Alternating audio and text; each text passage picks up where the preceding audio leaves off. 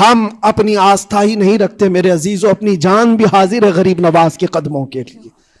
ہو سکتا ہے ہم سب کو مار ڈالو تمہاری طاقت کے ذریعے، لیکن وہ غریب نواز ہے۔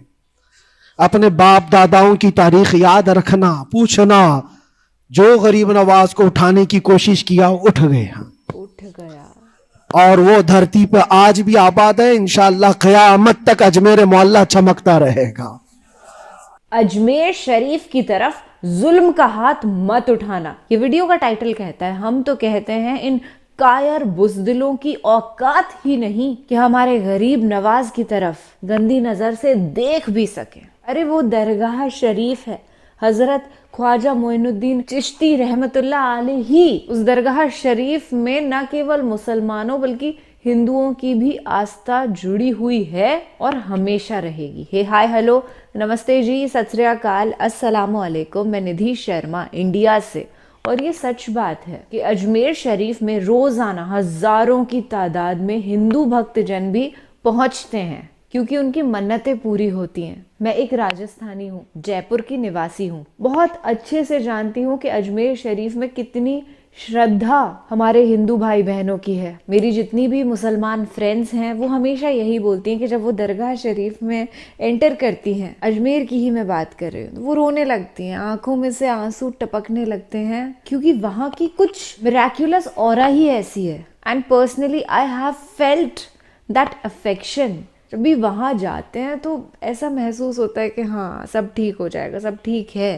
خیر آج مفتی سلمان اظہری صاحب ہم کو اجمیر شریف کے حوالے سے تقریر سنائیں گے، بیانات سنائیں گے۔ تو میں تو اللہ سبحان و تعالیٰ کے پرتی بڑی تھینکفل ہوں کہ اس ویڈیو تک ہم پہنچے ہیں۔ ہم یوٹیوب پر ڈسٹریکٹ نہیں ہوئے، کچھ الٹا سیدھا نہیں دیکھتے، بلکہ اسلامک بیانات سنتے ہیں۔ خوش قسمتی ہے یہ۔ چلیے ایک بہت بڑے عالم دین مفتی صاحب کو سنتے ہیں، اس کے بعد ہم یہ جو تفصیلی گفتگو ہے اس کو برقرار رکھیں گے۔ الحمدللہ وکفا وسلام علی حبیبہ المصطفیٰ، اما بعد فاعوذ باللہ من الشیطان الرجیم، بسم اللہ الرحمن الرحیم۔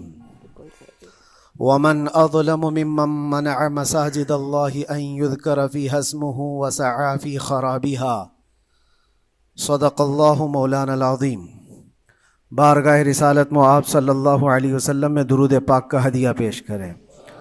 اللہم صلی علی سیدنا و مولانا محمد معدن الجود والکرم وآلہ واصحابہ الکرام وابنہ الکریم وبارک وسلم صلاة دائمة سرمدا ابدا۔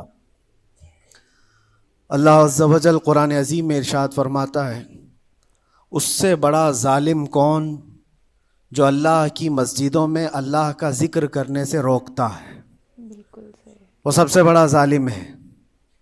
ومن اظلم ممن منع مساجد اللہ، اللہ کی مسجدیں، اللہ کا گھر اس کے ذکر پاک کے لیے ہوتی ہیں، اس کی عبادت کے لیے ہوتی ہیں، اور جو اللہ تبارک و تعالیٰ کے ذکر سے اور اس کی عبادت سے روکے، اللہ قرآن میں فرماتا ہے وہ سب سے بڑا ظالم ہے۔ میرے عزیزو، تاریخ اگر دیکھتے ہیں ہم تو ہر زمانے میں معرکہ حق و باطل ہوتا رہا ہے۔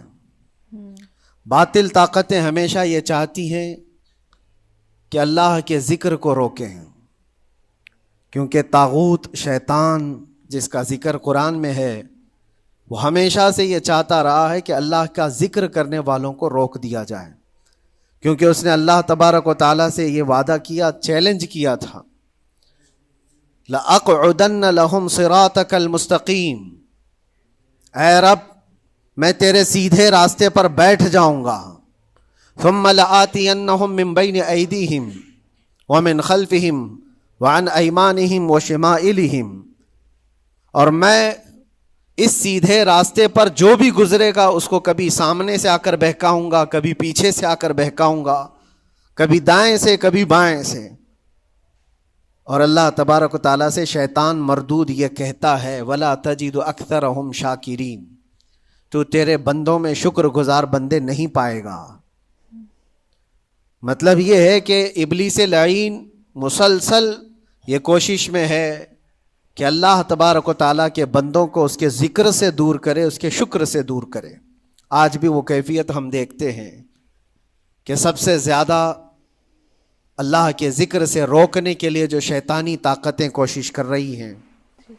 مگر میرے عزیزو، یہ تمہارا امتحان ہے. تمہارا امتحان ایسا کہ کبھی یہ مت سمجھنا کہ تم خالی ہو، کیونکہ قرآن پاک اللہ تبارک و تعالیٰ 21ویں پارے میں فرماتا ہے احسب الناس ان یترکوا ان یقولوا آمنا وہم لا یفتنون. کیا لوگ یہ گمان کر کے بیٹھے ہیں کہ وہ ایمان لے آئے تو ہم ان کو آزمائیں گے نہیں، یا ان کو چھوڑ دیا جائے گا؟ جو ایمان لایا ہوا بندہ ہے وہ آزمایا جائے گا. یہ سچ بات ہے. ایمان اگر تمہارے پاس ہے تو تمہیں امتحان سے بھی گزرنا ہی ہوگا. یہ ایمان کسی حلوہ پراٹھے کا نام نہیں ہے کھا کر کے مست نیند سو جائے. پھر اسے اس دار فانی میں، اس دنیا میں امتحانات سے گزار کر کے اپنے ایمان کی کسوٹی کو دکھانا ہوگا. اسی لیے قرآن یہ بھی کہتا ہے کہ تمہیں کیسے کیسے آزمایا جائے گا. وَلَنَبْلُوَنَّكُمْ بِشَيْءٍ مِّنَ الْخَوْفِ وَالْجُوعِ وَنَقْصٍ مِّنَ الْأَمْوَالِ وَالْأَنفُسِ وَالثَّمَرَاتِ. ہم تمہیں آزمائیں گے کبھی بھوک سے، کھانے کی قلت سے، اور کبھی خوف سے، ڈر آئے گا تمہارے پاس. اور پھر اللہ تعالیٰ فرماتا ہے کبھی مال و دولت کی کمی سے، وَنَقْصٍ مِّنَ الْأَمْوَالِ وَالْأَنفُسِ، کبھی لوگوں کی جان چلی گئی ہو، کثرت سے تمہارے عزیز مر گئے، یہ بھی آزمائش ہے. اور پھلوں کی کمی. اللہ تعالیٰ فرماتے ہیں یہ 5 چیزیں ہیں جو تمہاری زندگی میں آئیں گی اور تمہیں آزمایا جائے گا، اور ان کمیوں کے وقت تمہارا ایمان دیکھا جائے گا تم کیا کہتے ہو. اور اللہ تعالیٰ فرماتا ہے جب کبھی تمہیں بھوک سے آزمایا جائے، خوف سے، ڈر سے آزمایا جائے، اور مال کی کمی سے آزمایا جائے، امتحان لیا جائے، تو اس وقت جو بندہ یہ کہتا ہے، اللہ فرماتا ہے انا للہ و انا الیہ راجعون. اللہ تعالیٰ فرماتا ہے ان لوگوں کو یہ بشارت ہے، ان صبر کرنے والوں کو یہ بشارت ہے کہ جب ان پر مصیبت آتی ہے تو یہ کہتے ہیں ہم اللہ ہی کے ہیں اور اللہ ہی کی طرف لوٹنے والے ہیں. یہ مصیبت کے وقت یہ جو 5 چیزوں سے آزمایا گیا ہے، ان آزمائش کے دور پر جو بندہ اللہ تبارک و تعالیٰ کی اس عطا پر راضی رہتا ہے وہ صبر کے ساتھ نکل گیا ہے. آج کے دور میں بھی میرے عزیزو بے شمار جانیں ہماری درمیان سے جا رہی ہیں. آپ کو اندازہ ہے موت اتنی عام ہو گئی ہے، اتنی عام ہو گئی ہے کہ اب لوگوں کو موت پر کوئی افسوس بھی نہیں ہوتا. ہر دن خبریں موت کی سرخیاں چھاپتی ہیں. 100-200 کی موت کوئی معنی نہیں رکھتی. آج فلسطین کے نہتے بچوں میں تقریباً 45,000 لوگ سال بھر میں مر گئے. 45,000 کوئی تعداد ہوتی ہے کہ نہیں ہوتی؟ بہت بڑی. اتنی بڑی جانوں کا جو نقصان ہے یہ آزمائش ہے. اور یہ جانوں کے ذریعے سے آزمائش تھی. مال کی کمی کی آزمائش تو ایسی ہے، ملک شام، یمن، بہت سارے ایسے ٹوٹے پھوٹے علاقے، عراق، جہاں پر لوگ کھانا اور دوائیوں سے جوجھ رہے ہیں اس طرح سے کہ وہ گھاس کھانے پر مجبور ہیں. بہت سارے ایسے علاقے جہاں پر چھوٹے بچے پھینکے ہوئے کچرے میں سے دانے چن کر کے کھا لیا کرتے ہیں. وہ اپنے پیٹ کی اس آگ کو بجھانے کے لیے دانے دانے کے لیے ترس رہے ہیں. یہ بھوک کی آزمائش ہے، مال کی کمی کی آزمائش ہے، جانوں کی آزمائش ہے. عزیزان گرامی وقار. اور پھر خوف کے ذریعے سے جو آزمائش ہے وہ ہم دیکھ رہے ہیں آج. خوف ظالموں کے ذریعے سے تم پر مسلط کیا جائے گا. ہر آدمی ڈرا سہما ہوا، ہر آدمی اپنے اندر ایک ڈر لیے بیٹھا ہے کہ نکلوں گا تو کیا ہو جائے گا. ان سب کے درمیان اللہ کی بارگاہ میں سجدہ ریز ہونے کا نام ایمان ہے. سب حالات ہوں گے اس طرح سے، اور انہی حالات کے درمیان جو بندہ اپنا سر جھکاتا ہے مولا کریم کی بارگاہ میں وہ ایمان والا ہے. آؤ اگر ایمان کی کمال کی مثال دیکھنا ہے تو کربلا کے میدان میں کون کون سی آزمائشیں تھیں. بھوک کی بھی آزمائش ہے، پیاس کی بھی آزمائش ہے، جان کی بھی آزمائش ہے، خوف کی بھی آزمائش ہے، سب چیزیں ایک ساتھ کربلا کے میدان میں آئی۔ رسول اللہ کے گھرانے پر، اہل بیت پر وہ کیسا عظیم امتحان تھا جب وہ 72 لوگوں کا 82 لوگوں کا قافلہ بھوک اور پیاس سے جوجھ رہا ہو، 3 دن سے ان کے اوپر کھانا اور پانی بند ہو، اور ان شہزادوں کے ایمان میں ذرا برابر بھی فرق نہیں آتا، نہ ان کے ایمان میں، نہ حوصلے میں، نہ ہمت میں فرق آتا ہے۔ 3 دن کے بھوکے اور پیاسے باطل سے نپٹنے کے لیے کس طرح سے کمر بستہ ہے، یہاں تک کہ بھوک کی شدت ایسی تھی کلیجہ منہ کو آئے، 6 ماہ کا بچہ بھی روتے روتے زبان جس کی سوکھ گئی ہو، وہ ماں جو بچے کو دودھ پلاتی ہے اس کے سینے سوکھ چکے ہوں، دودھ ختم ہو چکا ہو ماں کے پستانوں میں، کیسی قلت ہوگی، پانی کا ایک قطرہ ان کے گھر تک نہیں پہنچ پاتا، ماں اپنے بچے کو دودھ نہیں پلا سکتی تھی، اس سے زیادہ کیا آزمائش تھی، یہ بھوک اور پیاس، یہ آزمائش۔ پھر جانوں کی آزمائش تو ایسی، اللہ اکبر، 56 سال کی عمر کا وہ شہزادہ عالی وقار، سیدہ کائنات فاطمۃ الزہرا کا نور نظر، امام عالی مقام سید الشہداء امام حسین رضی اللہ تعالیٰ عنہ، جب میدان کربلا میں لاشوں کو اٹھاتے تھے، کتنی لاشیں اٹھائی، کبھی بیٹے کی، کبھی بھتیجے کی، کبھی بھانجے کی، کبھی بھائیوں کی، کبھی عزیزوں کی۔ میاں ہم اپنے گھر سے نکلنے والے ایک جنازے کو اٹھاتے ہیں تو 8 دن تک ہمارے اندر سے ہوش نکل جائے، کوئی اپنے بچے کو اپنے ہاتھوں سے دفن کر کے دیکھے پھر کیفیت پتہ چلتی ہے۔ امام حسین نے ایک نہیں اپنے لاڈلوں کی لاشیں اس طرح سمیٹی ہیں، ان کے جوان بیٹے علی اکبر کو جب شہید کر کے گھوڑے دوڑائے گئے تھے جسم کے اوپر سے، ٹکڑے الگ ہو چکے تھے، اس کو سمیٹتے ہوئے کون بیٹھا ہے؟ رسول اللہ کا نواسا، اور 6 ماہ کے بچے کو ہاتھ کے اندر ظالموں نے تیر سے ایسا مارا تھا کہ حلقوم پہ چلا گیا ہو، اور 6 ماہ کے علی اصغر کا خون جب امام حسین کے چہرے پر اچھل جاتا ہو، کسی باپ کے ہاتھ میں بیٹا وفات کر جائے اور پھر وہ لے کر کے خیمے میں آئے اور ادھر سے بلکتی ہوئی ماؤں کو اور بہنوں کو بھی دیکھے، ان میں بھی صبر کی تلقین دے۔ کبھی کبھار میں سوچتا ہوں اللہ یہ کیسے امتحانات سے گزرا تھا فاطمہ کا لال، کیسے امتحانات سے، بھوک اور پیاس کی شدت الگ، یہ جانوں کی شدت، جانوں کے جانے کا غم الگ، عزیزوں کی لاشوں کو اٹھانے کا بوجھ الگ، پھر اس پر 22,000 کا لشکر جرار سامنے، اس کا خوف لوگوں کے اوپر ڈالا جا رہا ہے۔ عزیزان گرامی وقار، یہ سب چیزیں کیا امام حسین کے قدموں کو ڈگمگا گئیں؟ کیا ان کے خاندان والوں کو بکنے پر مجبور کر دی؟ کیا انہوں نے سمجھوتے کر کے اپنا سب کچھ بیچ ڈالا؟ ایک خیمے کا بچہ بھی، خیمے کا ایک بچہ بھی امام حسین کا نکل کر کے آیا ہو تو مجھے تاریخ بتا دو، بلکہ تاریخ تو آج یہ کہتی ہے سرداد نہ داد دست در دست یزید، حقا کے بنا لا الہ است حسین، سر دے دیا مگر ہاتھ یزید کے ہاتھ میں نہیں دیا، حق تو یہ ہے کہ لا الہ کی جڑ کا نام حسین ہے۔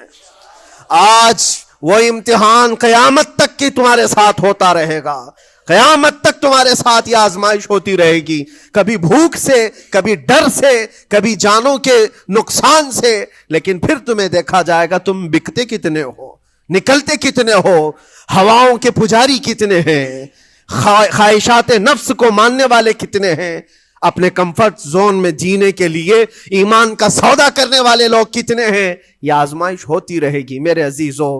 ایمان اس کا نام نہیں ہے کہ تم گھر میں آرام سے بیٹھے رہو گے اور کوئی امتحان نہیں ہوگا، امتحان تو ہوگا، آزمائش تو ہوگی۔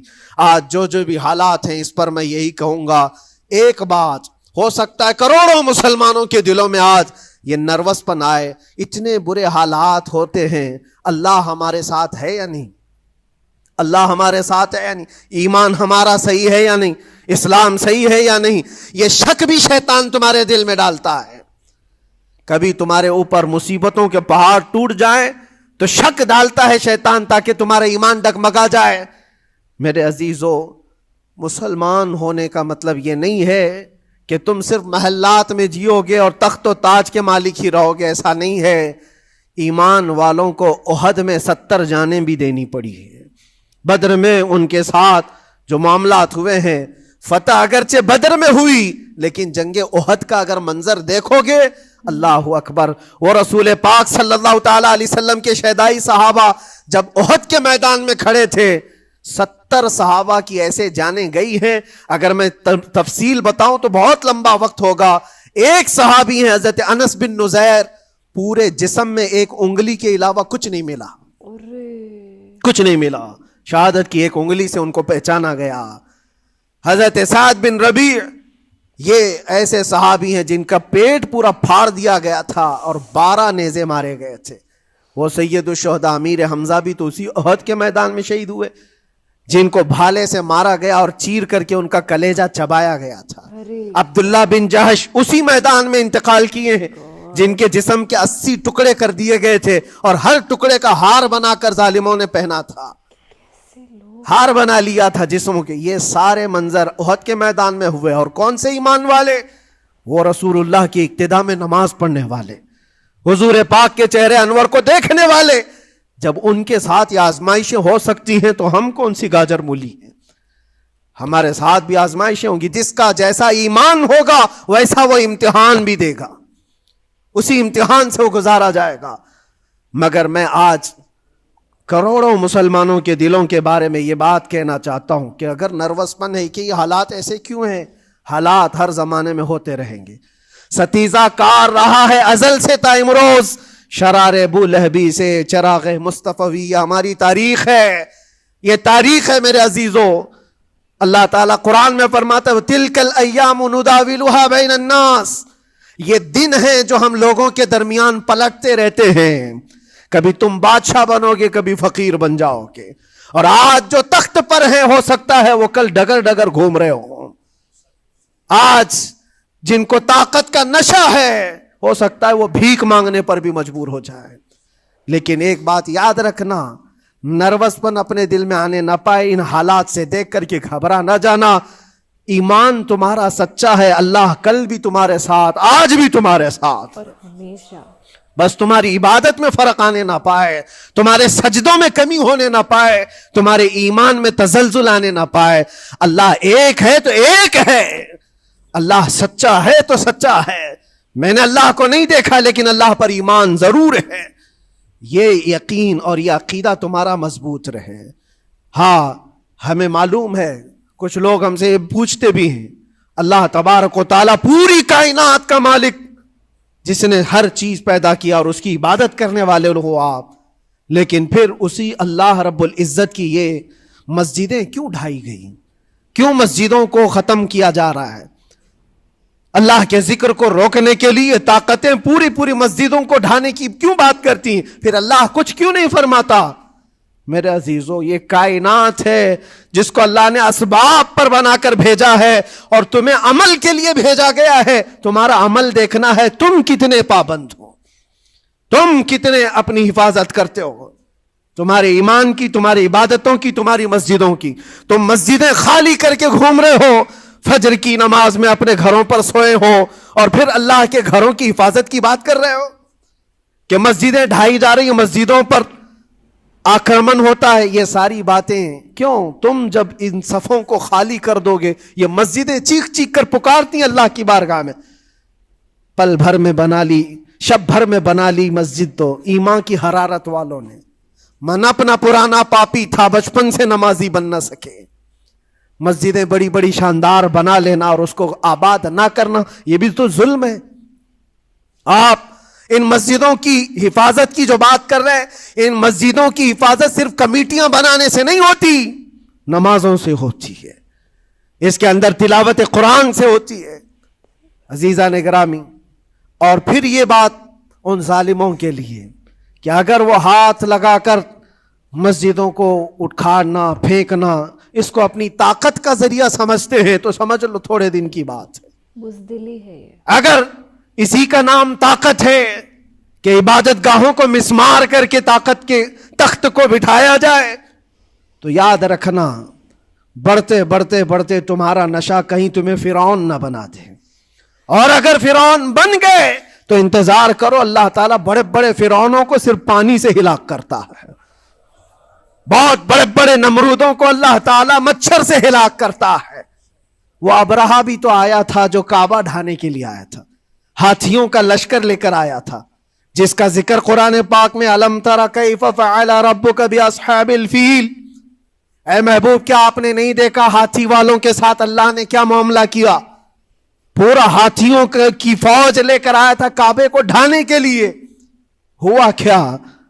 کعبہ کو ڈھانے کے لیے اتنی خطرناک فوج تھی اور مکہ والوں میں لڑنے کی اتنی طاقت نہیں تھی۔ اللہ کریم نے ابابیل چڑیوں کی ایک فوج کو بھیجا، ہاتھی کہاں اور چڑیا کہاں؟ کوئی مقابلہ ہوتا ہے؟ کوئی مقابلہ ہے؟ تصور میں نہیں آتا، لیکن رب تبارک و تعالیٰ کا ایک دستور ہے، بڑی بڑی طاقتوں کو چھوٹی طاقتوں سے ہلاک کرتا ہے۔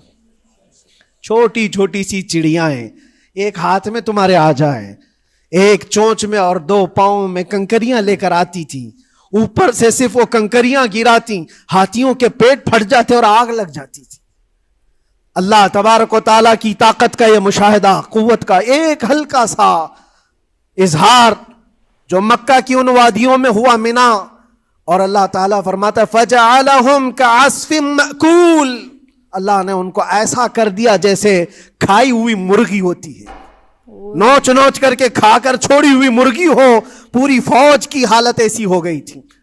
کعبہ مکرمہ کو ڈھانے کے لیے آئے، تب اللہ تبارک و تعالی ظالموں کو کس طرح سے نیست و نابود فرمایا۔ ہمیں یقین ہے میرے عزیزوں، اللہ تبارک و تعالی وہ ابابیل بھیجنے والا مولا آج بھی زندہ اور ہمیشہ زندہ رہے گا۔ وہ حی اور قیوم ہے، ہمیشہ سے زندہ ہے اور ہمیشہ زندہ رہے گا، لیکن تمہارا امتحان ہوتا رہے گا، تمہارا امتحان ہوتا رہے گا۔ اللہ کے نبی صلی اللہ تعالی علیہ وسلم کے لیے مدد آئی ہے تو اس کا مطلب یہ نہیں ہے کہ وہ صرف بیٹھ کر کے مدینے میں دعائیں کرتے تھے، نہیں، عمل کے میدان میں اترے بھی ہیں۔ صحابہ نے بھوک اور پیاس برداشت کی ہے، کتنے کتنے دنوں تک وہ ایک کھجور پر پورا دن گزارتے تھے، پیوند لگے کپڑے۔ حضرت ابو ہریرہ فرماتے ہیں ہم تو ایک جنگ سے ایسے واپس آئے تھے کہ ہمارے پاؤں کے پورے ناخن اکھڑ گئے تھے، پاؤں کے ناخن اکھڑ گئے۔ خندق کے میدان میں خود نبی پاک صلی اللہ علیہ وسلم اپنے ہاتھوں سے خندق کھودتے رہے، اور پیٹ پر پتھر باندھنا، یہ سب مشقتیں، سٹرگل کیا ہے۔ پھر اللہ سے یہ دعا کیا مولا تو اپنی مدد بھیج دے، تو اپنے رحم و کرم کی بارشیں برسا۔ اور ہم یہاں مست کھا پی کر کے پھر دعا کرتے ہیں مدد آ جائے۔ تم نے محنت کون سی کی، کون سی مشقت کی؟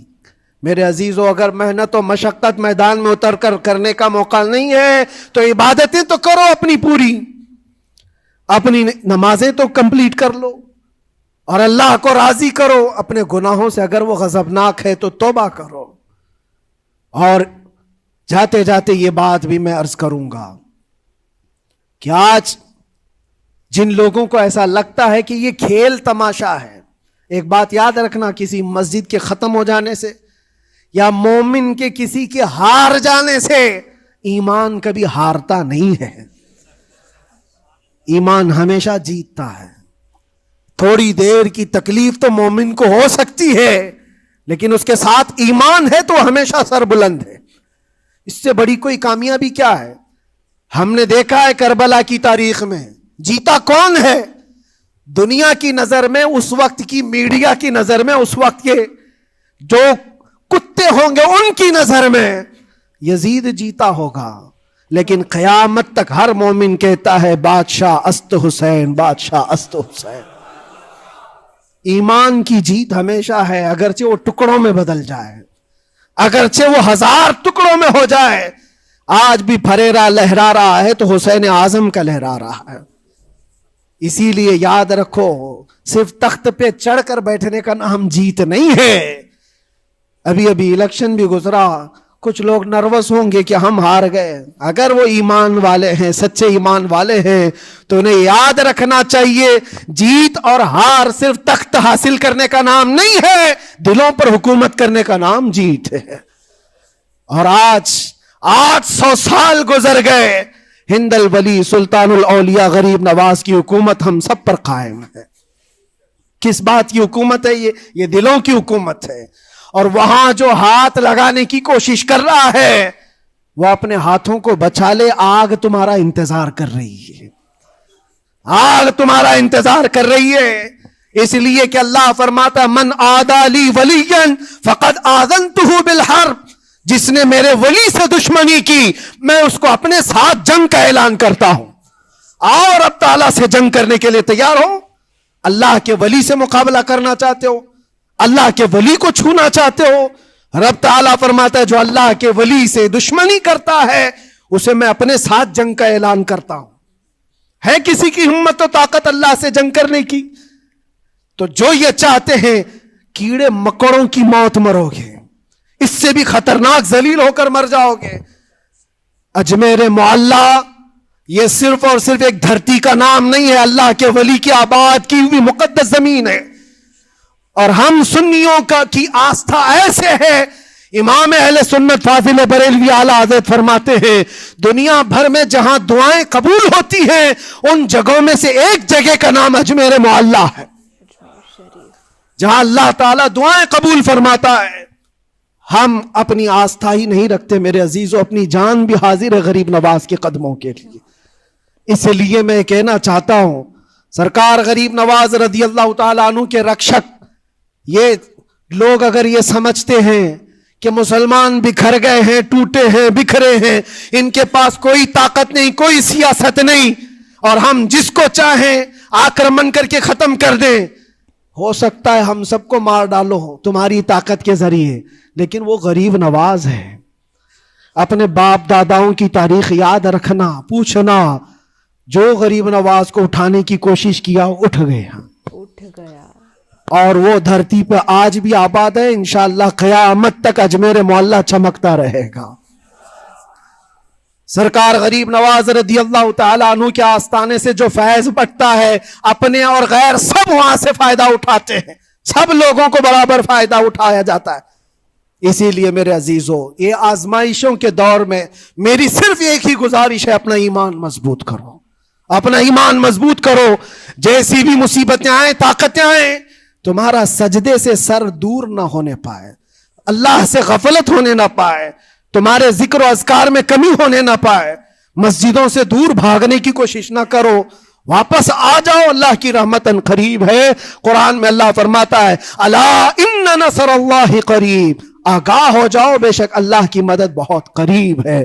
وآخر دعوانا الحمدللہ رب العالمین. السلام. پہلے بھی کہا تھا, پھر سے دہراؤں گی کہ یہ سرکار کی یہ بزدلوں کی کوئی اوقات نہیں کہ اجمیر شریف کا بال بھی بانکا کر سکے. امپاسبل ہے یہ چیز ہو جائے, کیونکہ نہ کیول مسلمان بلکہ ہندو لوگ بھی وہاں پر آستھا رکھتے ہیں. اور کتنے اچھے کتنے سارے ریفرنسز آج مفتی صاحب نے ہم کو دیے کہ کربلا کے میدان میں جو 82 لوگ تھے ان کے سامنے 22,000 کا لشکر تھا جو ان مومنوں کے اگینسٹ تھا, ان سے لڑائی جھگڑا کر رہا تھا. 6 ماہ کا بچہ شہید ہو گیا اس جنگ میں. پر پھر بھی کیا کسی بھی مومن کا ایمان ڈگمگایا؟ کیا کسی نے ہار مان لی, معافی مانگ لی کہ سر ہمیں تو معاف کر دو, ہم ہار مانتے ہیں؟ ایسا کسی نے نہیں کیا, کیونکہ وہ ایمان والے تھے.